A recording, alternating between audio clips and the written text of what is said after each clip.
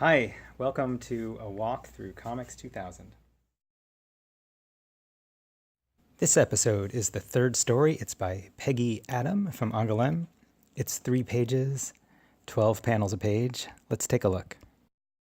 So in the first panel, we have a guy kind of sulking. Notice that cloud. Also notice that it's kind of glued into the panel. You'll see that over and over again coming in. Panel 2, a woman is coming up behind him as he's drinking.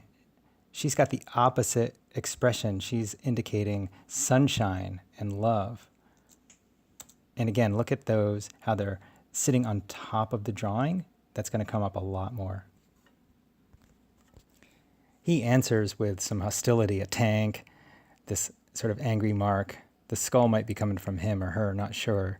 But now we return to the cloud, and now they're both sort of sulking with that cloud. She says, "Come on, let's get an ice cream." He says, "No, I want a burger." She says, "It's sunny out. Ice cream will make you happy." So they're out walking. He's still got his cloud. She's still got her sunshine. Things are starting to change. She's thinking about a family. He's thinking about her body as she walks up those stairs.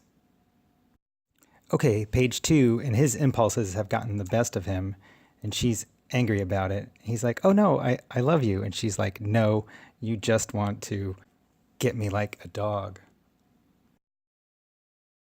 And he's like, "No, that equals I love you." And she's like, "You just think of me as a body. You don't love me." And she storms away. Cut to another scene. She's out with a friend or a family member. He's like, "Do you want some coffee?" And she brings up, "No, you're a pig, you're a man, death," etc. Meanwhile, we cut to the guy who's still thinking of her face, but now he's thinking of her face and her body.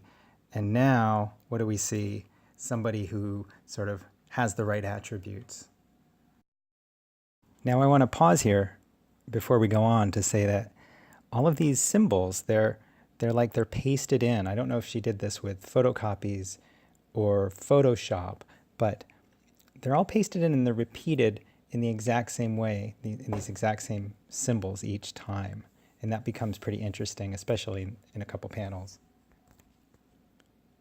Anyway, she lures him up. He's interested in one thing. He's really invested. But she throws him out. He can't, she's throwing out that symbol of his manhood there, which is the exact photocopy or exact version that our main protagonist was using before. Anyway, he sees her now at the cafe. She's alone. She's thinking about family, how it's gone, how love is gone. She's thinking about the boy. She's thinking she still loves him. She's drawing a heart. And the boy appears. And she looks at him. "Come on, what happened to the cloud?" He's like, "No, I love you." And her eyes open wide. Really? There's love and they're silent. And then they walk away happily. There's sunshine. She's thinking of family. He's thinking of her body. And that's the end. And this delightful comic with its great drawings and its really friendly looking protagonists and its symbolic language that is focused on male-female relationships. It really reminds me of a couple of the comics I've seen, both from France. This pirate story where they rescue this woman from the sea, and there's talk of baby carriages and love. And also this comic by Francois Ayrol, who did this kind of thing a lot with, here they're thinking about beer and cigarettes and also love. So check out the blog for more information about this story and author and an exercise derived from this story. And thanks for joining me on a walk through Comix 2000.